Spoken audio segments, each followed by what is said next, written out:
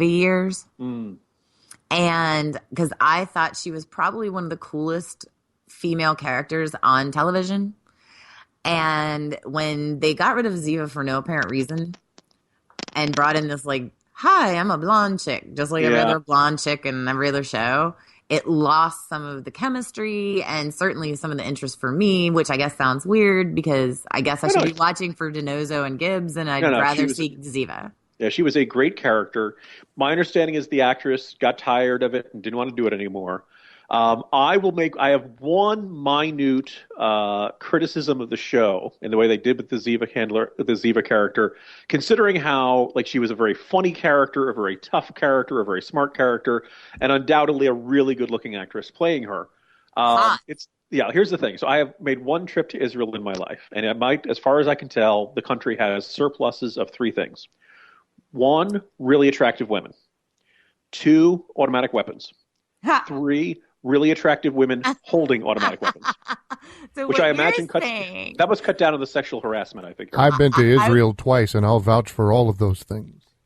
Okay, so what you're suggesting is that if Ziva wanted to leave, they could have easily replaced her with another Mossad agent. Well, okay, let's just say I may have occasionally poked fun at. Here we have one of the few distinctly Jewish characters on television, a Jewish woman character. This is not the Woody Allen Mensch type. This is a strong, tough, very good-looking Jewish woman being played by. I want to be Ziva when I grow up. Yeah, being played by a Latina actress. Cota de Pablo is not a Jewish name, and it's not Look, here's the thing though. She's got that widow's peak, which is awesome. Call it the Widowmaker's peak. I mean, on the one hand, they played her as just this unbelievably tough, deadly, trained assassin, could take out anybody. But she like mangled English in every other. She couldn't use contractions. Yes, she was part Vulcan as well. Yes, she was hysterical. She was a great character and well written. And so it was very hard. And there was a conversation that came up actually on Twitter last night about who you would like to hang out with or have dinner with. As a character, not like the actor who plays the character, but the actual character on TV. And you sent me a list on Twitter last night, but I'll be honest, I don't know if I recognize them. So would you mind sharing them with me and our listeners? No, that's fine. That's there are probably a bunch of people who wouldn't. And by the way, I'd point out this is a really interesting measuring stick, Mickey, because on the one, it's not what's your favorite show. It's not even necessarily what's your favorite character. Because I think there are lots of folks out there who really like Jack Bauer, but the irony, I don't know if you want to necessarily hang around with him. Right. not on a bad day. Right. All of his friends die. I would agree with that. I definitely have characters that I absolutely love, just not sure I'm inviting them to dinner, All right. So would you prefer the men's list or the women's list? Let's start with the men's list. Okay. So do you not recognize the name Malcolm or Mal Reynolds? Take my love, take my land, take me where I cannot stand. Or should I? I don't care, I'm still free. You can't take the sky from me. The captain from Serenity. Oh, come on, Mickey. Yeah. -1 point for Mickey. I'm sorry. -2. Okay, first of all, I did see Serenity, the movie. I never knew Firefly existed until people went crazy when it went off the air. But I'm a huge fan of Castle, and I know that makes Firefly people crazy. I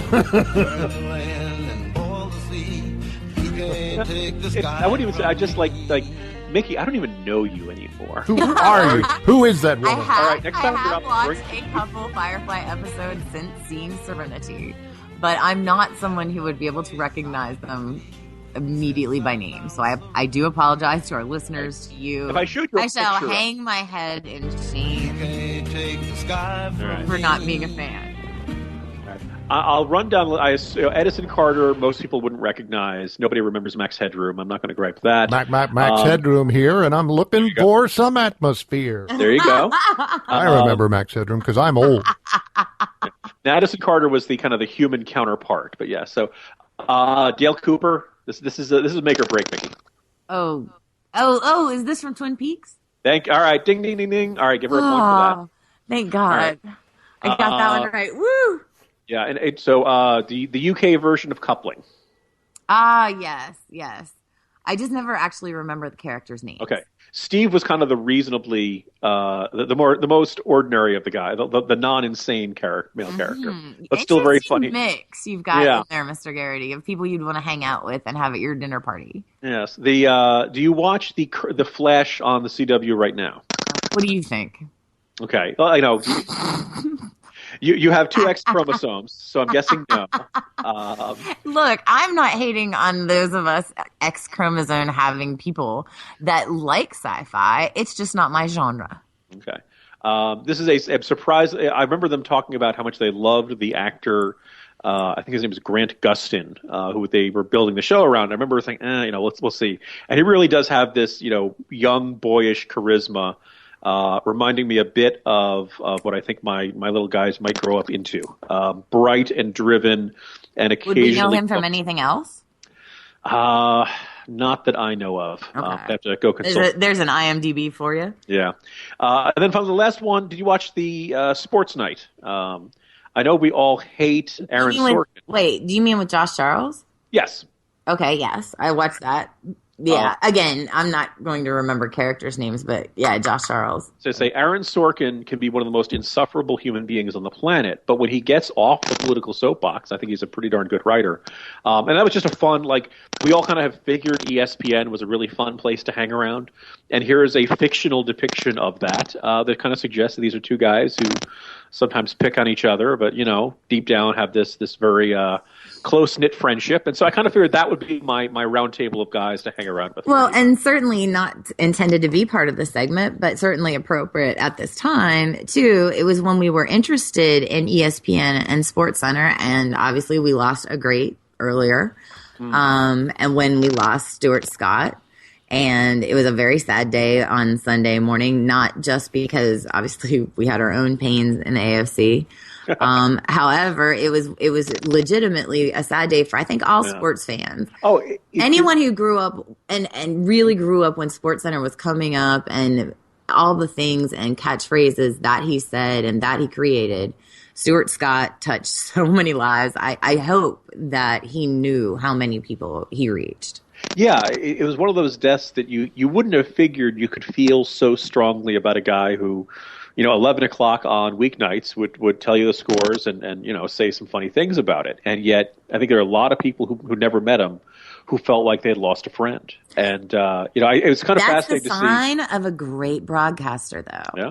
And so I think that it speaks volumes, not only about him as a person, but as a professional and how good he really was at what he did. So hats off to him. And certainly he was very groundbreaking in the way that he approached his job. Originally, he was supposed to sit there and talk about sports. Yeah. No, it was also nice and reassuring that, not on the one hand, it's an unbelievably sad day on Sunday. On the other hand, to have everybody come out and say that he was off screen exactly what he seemed like on screen was in a way a great reassurance. If it said, it was all an act. Yeah, no, it's a great reassurance. And again, I come back to my years of working with talent on air and off, and knowing that if they're the real thing, especially in the situation of a host or talk show host or a sports anchor or quite frankly even our news anchors, then there's a certain part of us that we want to invite them in and hang out with them, and you can't fake that realness. And I think he was really good at doing that. And coming back on the other side, we are going to talk about some of the characters I wanted to hang out with. And we'll be right back. I'm Mickey White. He's Jim Garrity. And who would you want to have dinner or hang out with? Your favorite TV character, not the actor. Let us know on our Facebook page. I was promised flying cars. I don't see any flying cars. Why? The Jim and Mickey Show with Jim Garrity and Mickey White. It starts here with a lightly toasted bun. And then a pure beef hamburger. Sizzling hot. A slice of cheddar blend cheese. And some crisp, fresh lettuce. Then our own secret sauce. The club slice, toasted. Another hamburger. And a little more sauce just for good flavor. crisp dill pickles, and the sesame seed crown. This is the sandwich. McDonald's new Big Mac sandwich for the bigger-than-average appetite. McDonald's is your kind of place. Welcome back to the Jim and Mickey Show, a very television-heavy edition of our program. I'm Jim Garrity, joined by Mickey White. Last segment, you had heard the fictional television characters that I would want to hang around with for an evening or have dinner. I want to ask Mickey her list of television characters. You got a chance to invite anybody from the fictional world. Who do you sit down and spend an evening with, Mickey? Well, since I've already kind of ticked off, we'll say, all of the Firefly fans, I'm going to go ahead and say that I think that Richard Castle would make an excellent dinner guest. I don't understand why they'd be mutually exclusive. Because a lot of people blame Castle for the end of Firefly. They were like years apart. He did two shows in between. Look, I'm not trying to reason with you people. I'm just trying to tell you, I would want to have dinner with Richard Castle. A fine choice. I feel that he would be interesting and fun. But again, a lot of my favorite characters, as you mentioned earlier in the segment, they're not the kind of people that you want to invite to dinner. Some of my favorite characters of all time would be Eric, the vampire from True Blood. Obviously, they don't even eat, so dinner's out. We would have to have some other type of, activities, and I'm certain that I could come up with something, but whatever. And I love Stringer Bell from The Wire. I'm not sure that he's, the guy I want to hang out and have dinner with. I can see that being a complication. Same with Tony Soprano. Great characters, people I invested so much in. And then I had trouble kind of thinking about females because I was like, what other female characters are out there that I really liked? Obviously, we mentioned Ziva in the last segment, and I loved her. She was definitely one. If anyone watched Burn Notice, I think Fee would be really cool to hang out with. You recently recommended the show Selfie to me, and I gave it a shot. And I've got to tell you, one, I think it's a great show that got killed by the name, and more importantly, the chick, the star of the show, her name is Eliza Dooley. Mm-hmm. Wink, wink, based on the whole Eliza Doolittle and My Fair Lady thing. I want to hang out with her. Yeah. She seems like she would be fun. And very strong, like, cool characters. But it was interesting because a lot of the shows that I watch, obviously, I do a lot of the crime-based shows, and a lot of those females aren't particularly fun. Yeah.